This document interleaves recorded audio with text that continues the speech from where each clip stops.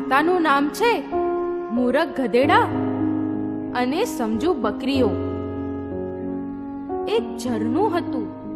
તેના પર લાકડાનો એક સાંકડો પુલ હતો. એકવાર એક કાળો ગધેડો તે પુલ ઉપર થઈને પસાર થતો હતો. એ જ વખતે સામેથી બીજો સફેદ રંગનો ગધેડો આવતો હતો.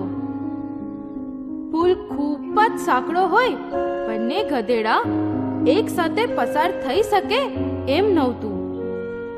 કાળા ગધેડાએ બરાડ પાડીને કીધું, અરે ઓ મારા રસ્તા વચ્ચેથી હટ.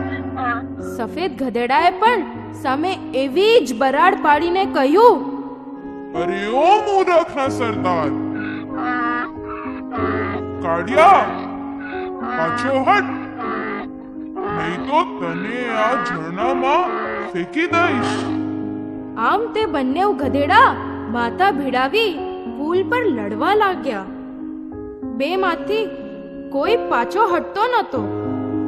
પછી બંને એકબીજાને ધમકાવા લાગ્યા અને પુલ પર લડવા લાગ્યા. એથી બંને નીચે ઝરણામાં પડી ગયા. ઝરણાના ઝડપી વહેણમાં તેઓ ઊંડા પાણીમાં ડૂબી ગયા.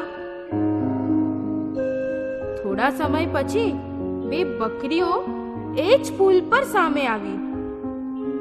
તે બંને ડાઈ અને શાંત સ્વભાવની હતી. થોડી વાર તેમને શું કરવું તે સમજાયું નહીં.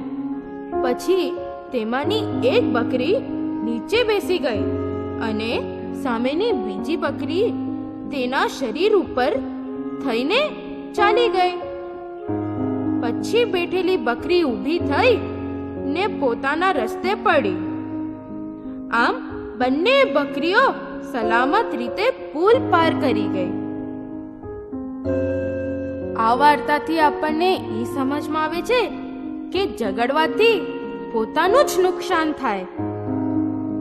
તો આમ આપણી વાર્તા પૂરી.